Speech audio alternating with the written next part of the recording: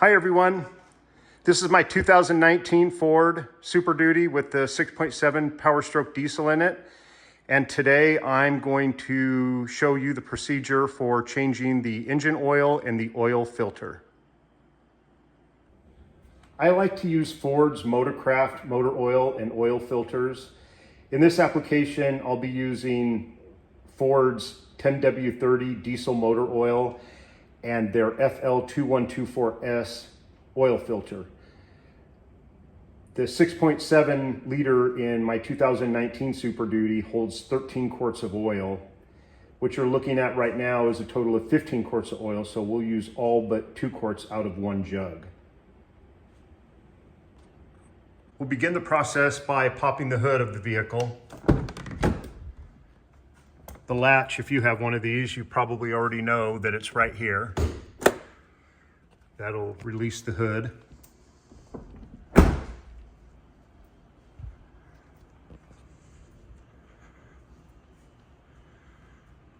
Then right underneath here is a little lever that you push up and lift the hood up.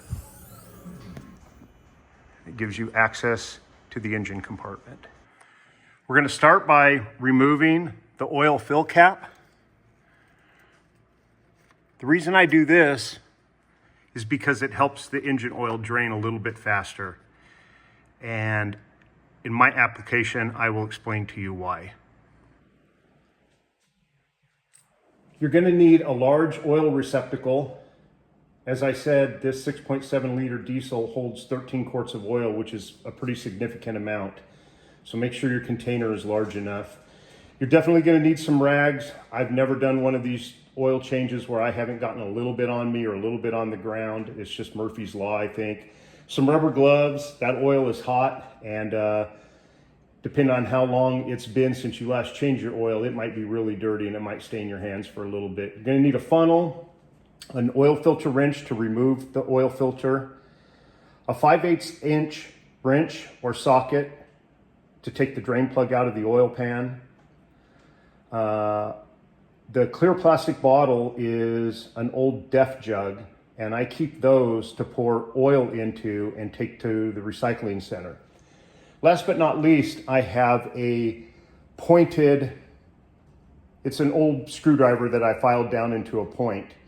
And I use that to poke a hole in the bottom of the oil filter, and I'll show you that. It helps that oil drain out of the filter, so when you unscrew it off, it doesn't drain down the side of the oil filter onto your hand, down to your arm, and into your armpit. And believe me, that happens, and it's not pretty.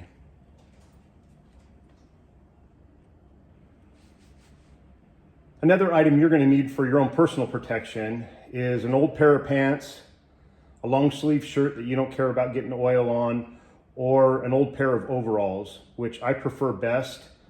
The overalls and the old shirt. I like that because I can just slip the overalls over my jeans or my shorts, whatever I'm wearing at the time, and just throw that long sleeve snap button up shirt on. Makes it easy to get on and easy to get off when the job is done. So I've installed a Fumoto drain valve on my truck. A lot of people don't like these because they say it takes too long for the oil to drain. It doesn't really matter to me. I'd rather have nice and neat as opposed to quick.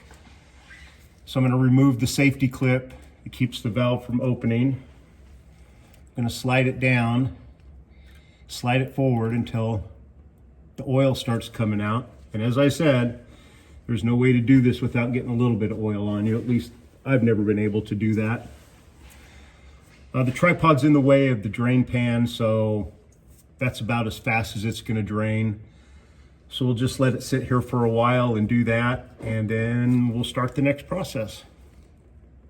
So if you don't have a drain valve like I do, you're going to need either a 5/8 inch wrench or socket to remove the drain plug from your oil pan to drain the oil.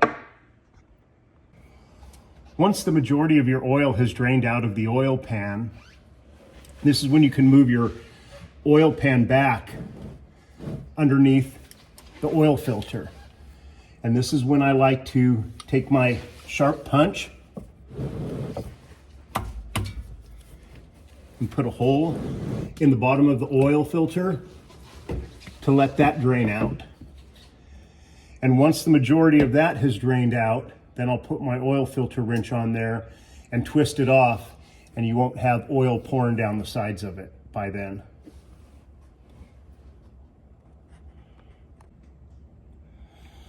Okay, a good amount of oil has drained out of the oil filter, so now I'm going to take off the oil filter.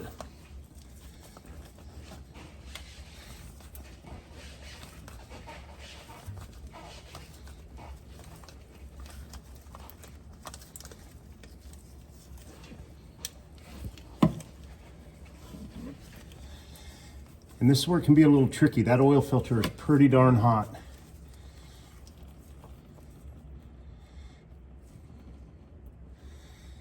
See, despite putting a hole in it and draining a bunch out, some of it is still coming down the side. So we'll let some more drain out of it, and then we'll take it off the rest of the way. Another trick I've seen people do is they'll take like a soda cup or something like this, and they'll use this to screw it off. And it can just drain into that paper cup, or in this case, it's a plastic juice container. We'll let that drip out. Close the Fumoto valve. That's pretty well done draining.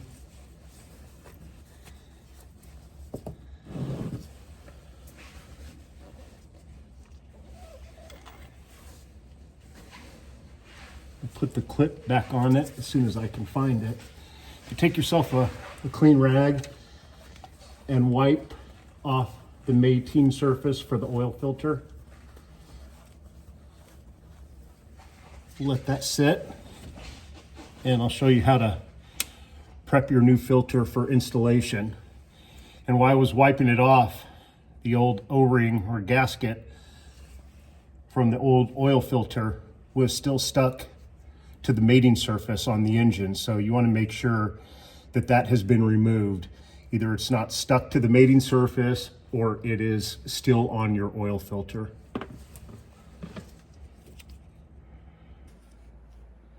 So I was always taught when you have a filter that attaches to the engine vertically, like this one does, meaning that it bolts up and then screws onto the engine, that you want to prime your oil filter with some fresh oil.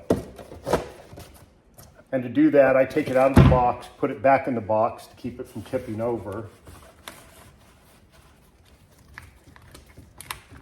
I take our oil,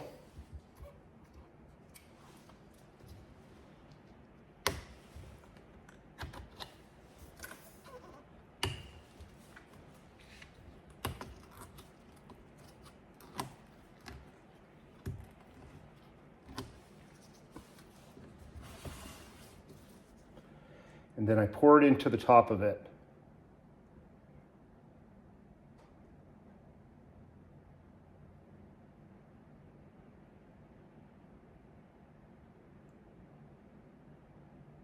And it's going to fill up rather quickly, like right there. And if you give it just a second, it'll drain down and soak into the filter element. But that's when I like to get a little oil on the tip of my finger and wipe it around the gasket. That way, when you mate that up to the engine, if that gasket is dry, it could pinch or kink or whatever. With a little bit of oil on it, it'll set in there much smoother, much more accurate.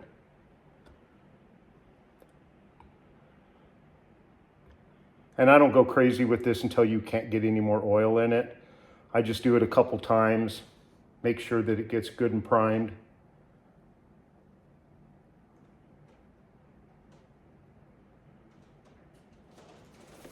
And that's probably good enough right there. Now we'll go install the oil filter on the engine. And as you can see, I located the clip for the drain valve. Now I'm going to try to give you a view of the mating surface on the engine where the oil filter attaches to.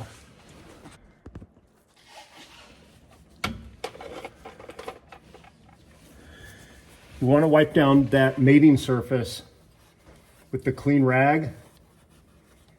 Get it nice and clean. Make sure there's no dirt on it. You're not introducing any dirt into it.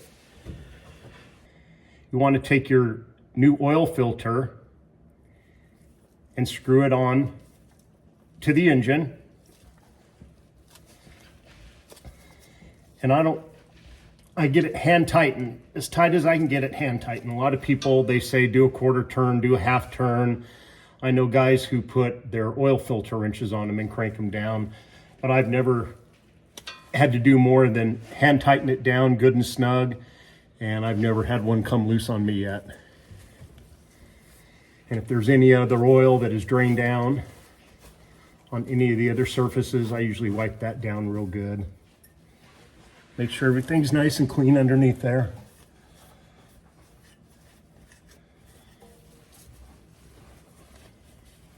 With the exception of a little tiny bit of oil on the ground, we did pretty good. So everything's buttoned up underneath here. Oil filter's on, drain valve is closed, and the lock is on it.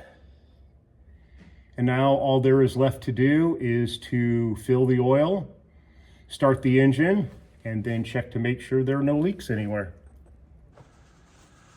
So we're going to start the oil fill with the oil container that I opened up to fill the oil filter.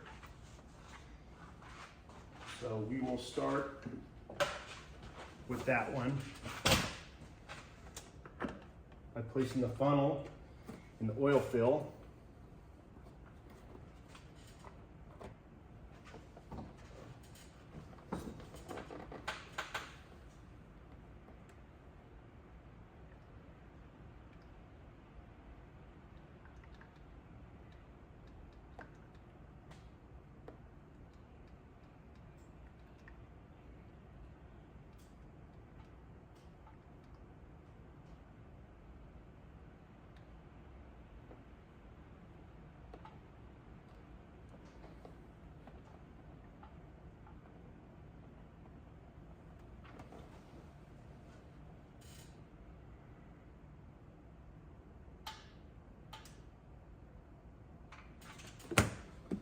That's 5 quarts.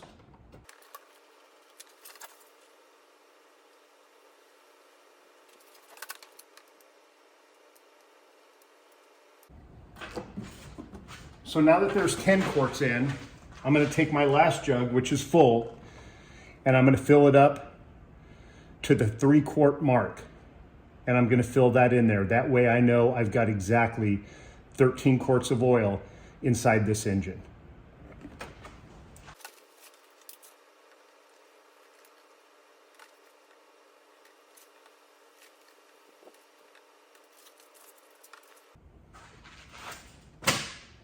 So this is exactly 3 quarts.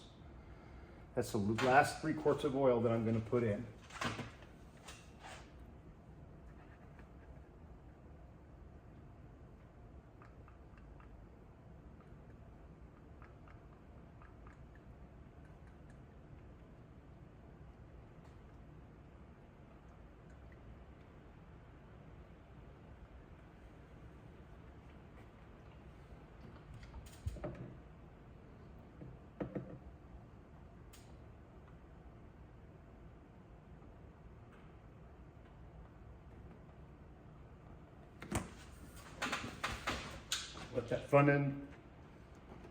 We'll let that funnel finish draining for just a second.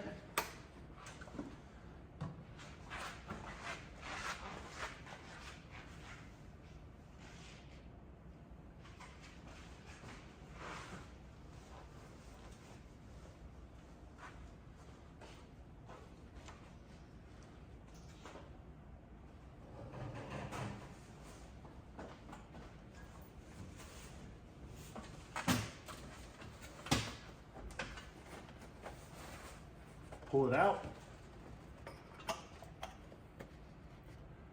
Put the fill cap back on.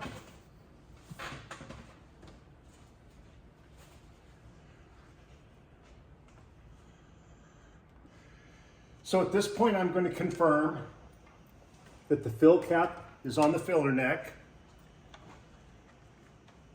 that the drain valve is properly closed, and the oil filter is properly installed. And I have confirmed that they are. So now we're going to start the truck.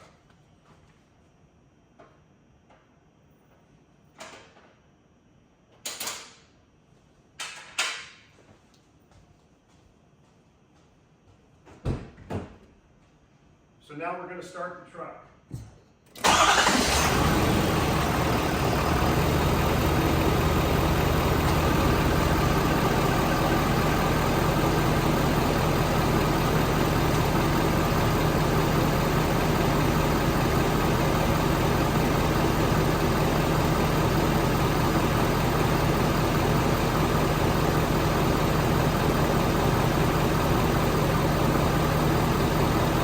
I have verified that I have good oil pressure.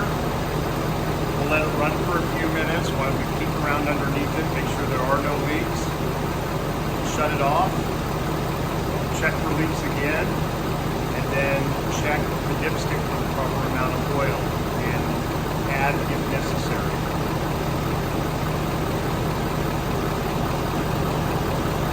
So I've confirmed there's no leaks on the drain valve, and there's no leaks anywhere on the oil filter.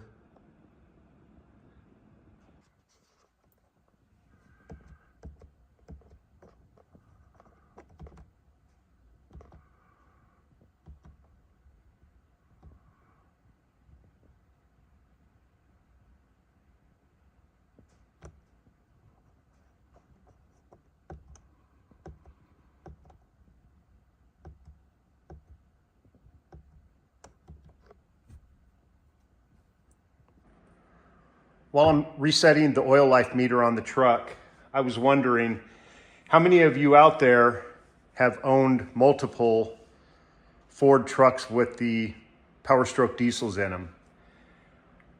So I've owned a 1997 F350 crew cab long bed 4x4 with the 7.0-liter Power Stroke turbo diesel. That thing had a 5-speed, it was cool. In 2001, I had a F250 crew cab short bed 4x4 with the 7.3 Power Stroke turbo diesel. Really liked that truck a lot too. That thing was bulletproof. I had a 07 F350 dually crew cab long bed 4x4 with the 6.0 liter Power Stroke turbo diesel. A lot of people complained about that engine, but I had no problems with it. I kept up on the maintenance, the fuel filters, all of that stuff, and that thing was in very good shape until I sold it to some folks up in Oregon, and they drove the snot out of it for a long time. I had a 2015 F250 crew cab short bed 4x4 with the 6.7 liter Power Stroke turbo diesel. And now I've graduated into this 2019 F350 crew cab short bed 4x4 with the 6.7 Power Stroke turbo diesel. And if I had to pick a favorite, I'd be hard pressed to do so. The 97 F350, I love that truck. The only thing I hated about it was parking it. That thing was a beast. The dually, the same thing. Quite honestly, this is probably the nicest truck I have ever owned, so I'm gonna have to go with this one, but a close second is gonna be that 97 F350. I wish I still had that thing. It'd be worth a small fortune too. Anyway, share in the comments below how many of these trucks that you've had and which one you currently have. I'd love to hear from you. Last but not least, this is just how I change the oil in my truck. If you're a beginner and you don't feel comfortable with it, then you shouldn't. You should take it to a professional who can do it for you. But it's pretty simple if you just take your time, get the right stuff, and follow what I showed you. You really can't go wrong. It's not that difficult. A lot of people do this. The hardest part on vehicles like this is dealing with that dirty motor oil, and then what do you do with 13 quarts of it once you get it out? A lot of people have a hard time dealing with that and just find it easier to take it to somebody to change the oil for them, which I don't blame them. Myself, I guess I'm just too old-fashioned and too cheap to pay somebody to do what I can do.